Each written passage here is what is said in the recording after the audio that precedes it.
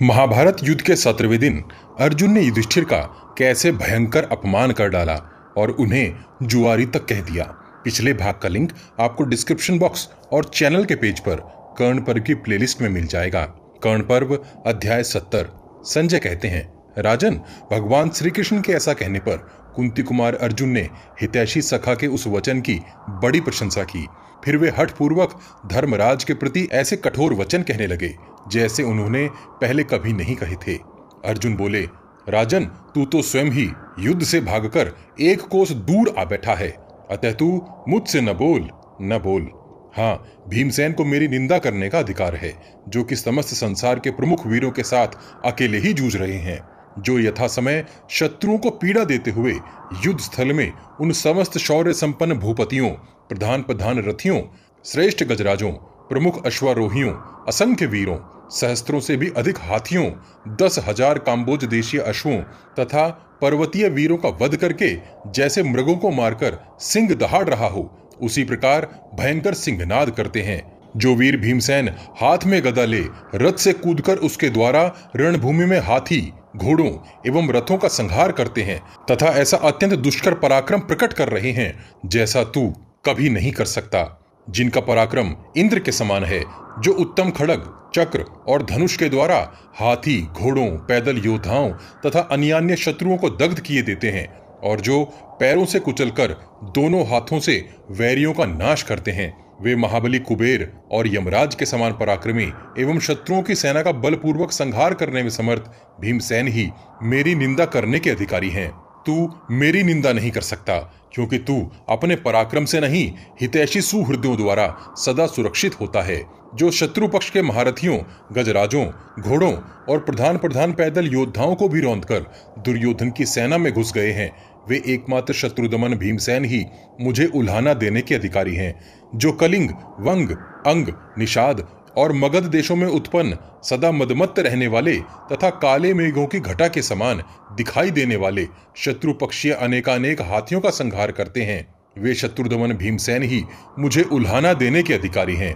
वीरवर भीमसेन यथा समय जुते हुए रथ पर आरूढ़ हो, धनुष हिलाते हुए, मुट्ठी भर बाण निकालते और जैसे मेघ जल की धारा गिराते हैं, उसी प्रकार महासमर में बाणों की वर्षा करते हैं। मैंने देखा है, आज भीमसेन ने युद्ध स्थल में अपने बाणों द्वारा शत्रु पक्ष के 800 हाथियों को उनके कुंभस्थल, शुंड तथा शुंडाग्र भाग काटकर मार डाला है। वे शत्रुहंता भीमसेन ही मुझसे कठोर वचन कहने के अधिकारी हैं। राजन, नकुल ने समर भूमि में प्राणों का मोह छोड़कर सहसा आगे बढ़कर बहुत से हाथी, घोड़े और शूरवीर योद्धाओं का वध किया है। युद्ध की अभिलाषा रखने वाला वह शत्रुदमन वीर भी उल्हाना दे सकता है। सहदेव ने भी दुष्कर कर्म किया है। शत्रु सेना का मर्दन करने वाला वह बलवान वीर निरंतर युद्ध में लगा रहता है। वह भी यहाँ आया था, किंतु कुछ भी न बोला। देख ले, तुझमें और उसमें कितना अंतर है। धृष्टद्युम्न, सात्यकी, द्रौपदी के पुत्र युधामन्यु, उत्तमौजा और शिखंडी, ये सभी वीर युद्ध में अत्यंत पीड़ा सहन करते आए हैं, अतः ये ही मुझे उपालंब दे सकते हैं, तू नहीं।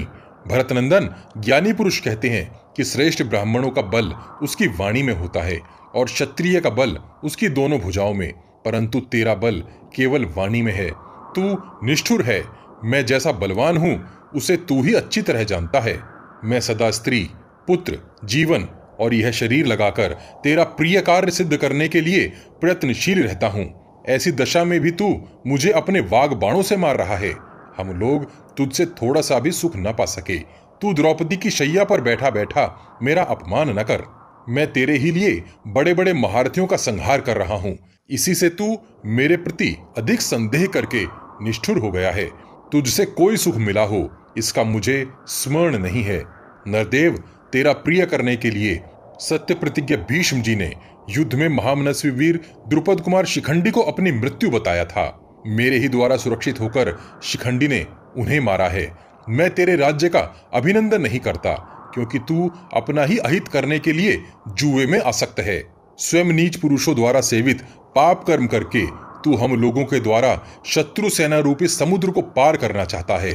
जुआ खेलने में बहुत से पापमय दोष बताए गए हैं, जिन्हें सहदेव ने तुझसे कहा था और तूने सुना भी था। तो भी तू उन दुर्जन सेवित दोषों का परित्याग न कर सका। इसी से हम सब लोग नरक तुल्य कष्ट में पड़ गए। पांडु कुमार, तुझसे थोड़ा सा भी सुख मिला हो यह हम नहीं जानते हैं, क्योंकि तू जुआ खेलने के व्यसन में पड़ा हुआ है। स्वयं यह दुर्व्यसन करके अब तू हमें कठोर बातें सुना रहा है।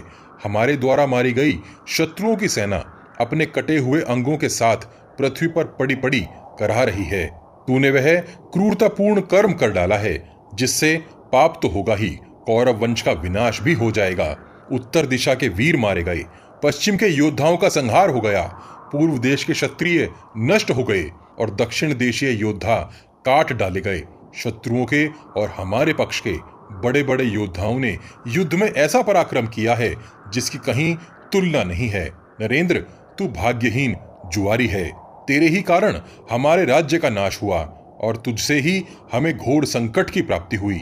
राजन, अब तू अपने वचन रूपी चाबुकों से हमें पीड़ा देते हुए फिर कुपित न कर। संजय कहते हैं, राजन, सव्यसाची अर्जुन धर्मवीर है, उनकी बुद्धि स्थिर है तथा वे उत्तम ज्ञान से संपन्न है। उस समय राजा युधिष्ठिर को वैसी रूखी और कठोर बातें सुनाकर वे ऐसे अनमने और उदास हो गए मानो कोई पाप करके पछता रहा हो। देवराज कुमार अर्जुन को उस समय बड़ा पश्चाताप हुआ। उन्होंने लंबी सांस खींचते हुए फिर से तलवार खींच ली। यह देख भगवान श्री कृष्ण ने कहा, अर्जुन, यह क्या, तुम आकाश के समान निर्मल इस तलवार को पुनः क्यों मयान से बाहर निकाल रहे हो? तुम मुझे मेरी बात का उत्तर दो। मैं तुम्हारा अभिष्ट अर्थ सिद्ध करने के लिए पुनः कोई योग्य उपाय बताऊंगा। पुरुषोत्तम भगवान श्री कृष्ण के इस प्रकार पूछने पर अर्जुन अत्यंत दुखी हो उनसे इस प्रकार बोले। अर्जुन बोले, भगवान, मैंने जिसके द्वारा हठपूर्वक भाई का अपमान रूप अहितकर कार्य कर डाला है, अपने उस शरीर को ही अब नष्ट कर डालूंगा। अर्जुन का यह वचन सुनकर धर्मात्माओं में श्रेष्ठ श्री कृष्ण ने उनसे कहा। श्री कृष्ण ने कहा, पार्थ, राजा युधिष्ठिर को तू ऐसा कहकर तुम इतने घोर दुख में क्यों डूब गए? शत्रुसूदन, क्या तुम आत्मघात करना चाहते हो? किरीटधारी वीर, साधु पुरुषों ने कभी ऐसा कार्य नहीं किया है। नरवीर, यदि आज धर्म से डरकर तुमने अपने बड़े भाई इन धर्मात्मा युधिष्ठिर को तलवार से मार डाला होता तो तुम्हारी कैसी दशा होती और इसके बाद तुम क्या करते? कुंती नंदन, धर्म का स्वरूप सूक्ष्म है, उसको जानना या समझना बहुत कठिन है। विशेषतः अज्ञानी पुरुषों के लिए तो उसका जानना और भी मुश्किल है। अब मैं जो कुछ कहता हूँ उसे ध्यान देकर सुनो। भाई का वध करने के लिए जिस अत्यंत घोर नरक की प्राप्ति होती है, उससे भी भयानक नरक तुम्हें स्वयं ही अपनी हत्या करने से प्राप्त हो सकता है। अतः पार्थ, अब तुम यहाँ अपनी ही वाणी द्वारा अपने गुणों का वर्णन करो। ऐसा करने से यह मान लिया जाएगा कि तुमने अपने ही हाथों अपना वध कर लिया। यह सुनकर अर्जुन ने उनकी बात का अभिनंदन करते हुए कहा। अर्जुन ने कहा, श्री कृष्ण, ऐसा ही हो। फिर इंद्र कुमार अर्जुन अपने धनुष को नवाकर धर्मात्माओं में श्रेष्ठ युधिष्ठिर से इस प्रकार बोले। अर्जुन ने कहा, राजन सुनिए, नरदेव, पिनाकधारी भगवान शंकर को छोड़कर दूसरा कोई भी मेरे समान धनुर्धर नहीं है। उन महात्मा महेश्वर ने मेरी वीरता का अनुमोदन किया है। मैं चाहूं तो क्षण भर में चराचर प्राणियों सहित संपूर्ण जगत को नष्ट कर डालूं। राजन, मैंने संपूर्ण दिशाओं और दिग्पाल को जीतकर आपके अधीन कर दिया था। पर्याप्त दक्षिणाओं से युक्त राजसूय यज्ञ का अनुष्ठान तथा आपकी दिव्य सभा का निर्माण मेरे ही बल से संभव हुआ है। मेरे ही हाथ में तीखे तीर और बाण तथा प्रत्यंचा सहित विशाल धनुष है। मेरे चरणों में रथ और ध्वजा के चिन्ह हैं। मेरे जैसा वीर यदि युद्ध भूमि में पहुंच जाए तो उसे शत्रु जीत नहीं सकते। मेरे द्वारा उत्तर दिशा के वीर मारे गए, पश्चिम के योद्धाओं का संहार हो गया, पूर्व देश के क्षत्रिय नष्ट हो गए और दक्षिण देशीय योद्धा काट डाले गए। संक्षप्तकों का भी थोड़ा सा ही भाग शेष रह गया है। मैंने सारी कौरव सेना के आधे भाग को स्वयं ही नष्ट किया है।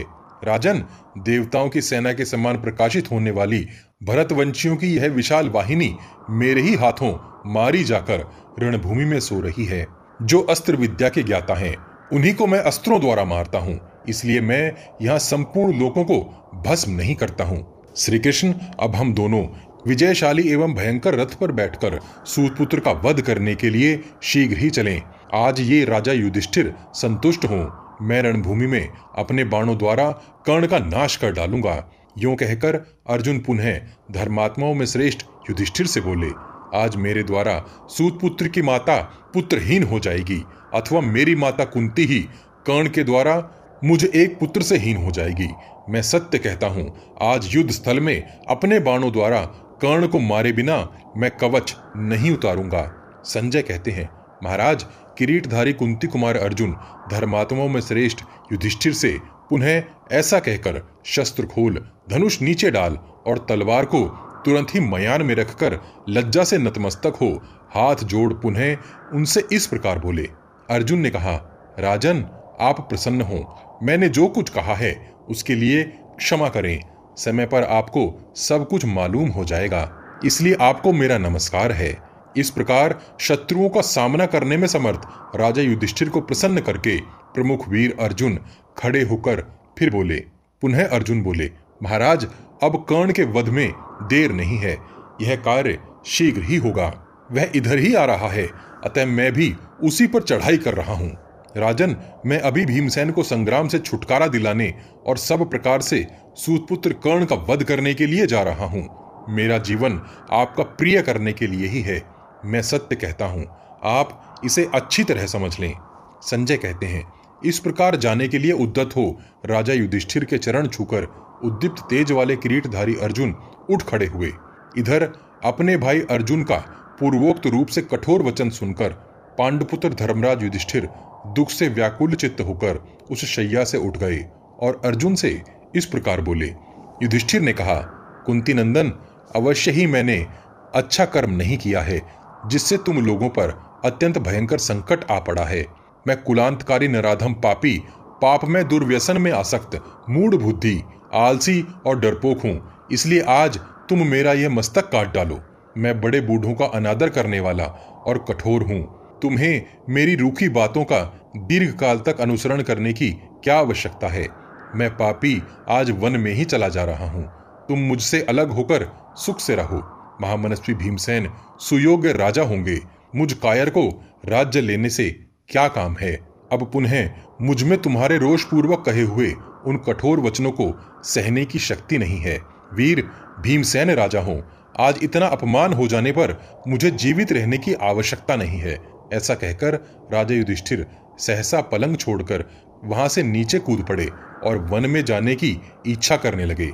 तब भगवान श्री कृष्ण ने उनके चरणों में प्रणाम करके इस प्रकार कहा। श्री कृष्ण ने कहा, राजन, आपको तो यह विदित ही है कि गांडीवधारी सत्य प्रतिज्ञा अर्जुन ने गांडीव धनुष के विषय में कैसी प्रतिज्ञा कर रखी है। उनकी वह प्रतिज्ञा प्रसिद्ध है। जो अर्जुन से यह कह दे कि तुम्हें अपना गांडीव धनुष दूसरे को दे देना चाहिए, वह मनुष्य इस जगत में उनका वध्य है। आपने आज अर्जुन से ऐसी ही बात कह दी है। अतः भूपाल, अर्जुन ने अपनी उस सच्ची प्रतिज्ञा की रक्षा करते हुए मेरी आज्ञा से आपका यह अपमान किया, क्योंकि गुरुजनों का अपमान ही उनका वध कहा जाता है। इसलिए महाबाहो राजन, मेरे और अर्जुन दोनों के सत्य की रक्षा के लिए किए गए इस अपराध को आप क्षमा करें। महाराज, हम दोनों आपकी शरण में आए हैं और मैं चरणों में गिरकर आपसे क्षमा याचना करता हूं। आप मेरे अपराध को क्षमा करें। आज पृथ्वी पापी राधा पुत्र कर्ण के रक्त का पान करेगी। मैं आपसे सच्ची प्रतिज्ञा करके कहता हूं, समझ लीजिए कि अब सूतपुत्र कर्ण मार दिया गया। आप जिसका वध चाहते हैं उसका जीवन समाप्त हो गया। भगवान श्री कृष्ण का यह वचन सुनकर धर्मराज युधिष्ठिर ने अपने चरणों में पड़े हुए ऋषिकेश को वेग पूर्वक उठाकर फिर दोनों हाथ जोड़कर यह बात कही। युधिष्ठिर बोले, गोविंद, आप जैसा कहते हैं वह ठीक है। वास्तव में मुझसे यह नियम का उल्लंघन हो गया है। माधव, आपने अनुनय द्वारा मुझे संतुष्ट कर दिया और संकट के समुद्र में डूबने से बचा लिया। अच्युत, आज आपके द्वारा हम लोग घोर विपत्ति से बच गए। आज आपको अपना रक्षक पाकर हम दोनों संकट के भयानक समुद्र से पार हो गए। हम दोनों ही अज्ञान से मोहित हो रहे थे, परंतु आपकी बुद्धि रूपी नौका का आश्रय लेकर दुख और शोक के समुद्र से मंत्रियों सहित पार हो गए। अच्युत, हम आपसे ही सनाथ हैं। कर्ण पर्व का अध्याय 70 यहीं समाप्त होता है। अगले भाग में जानेंगे कि कैसे श्री कृष्ण ने अर्जुन और युधिष्ठिर के बीच सुलह कराई और अर्जुन तथा श्री कृष्ण कर्ण से युद्ध के लिए निकल पड़े। कृपया चैनल को ज्वाइन करके आप हमारे सहभागी बन इसे आगे बढ़ाने में अपने सामर्थ्य अनुसार सहयोग दीजिए। आप सभी का धन्यवाद। इस विशाल ग्रंथ महाभारत को शीघ्रता से समेटने के लिए हम ग्राफिक्स के साथ पॉडकास्ट का सहारा भी ले रहे हैं, ताकि आप तक कुछ जल्दी से महाभारत का सही रूप पहुंचाया जा सके। आपको हमारा प्रयास कैसा लग रहा है, कृपया कमेंट बॉक्स में कमेंट करके हमें जरूर बताइए। पिछले सभी भाग आपको हमारे चैनल के पेज पर और इस वीडियो के डिस्क्रिप्शन बॉक्स में भी मिल जाएंगे। हम हर सीरीज की एक प्लेलिस्ट भी बनाते हैं। उम्मीद है आप हमारी वीडियोस अपने उन दोस्तों को शेयर जरूर करते होंगे जो महाभारत का सही रूप समझना और जानना चाहते हैं। आपके हर शेयर से हमारा मनोबल बढ़ता है। अपने प्रियजनों तक यह ज्ञान पहुंचाने के लिए वॉच गॉड चैनल को सब्सक्राइब और शेयर करना मत भूलिए। सब्सक्राइब बटन के बगल में बनी छोटी सी घंटी भी बजा दीजिए। जय श्री कृष्ण। हर हर महादेव।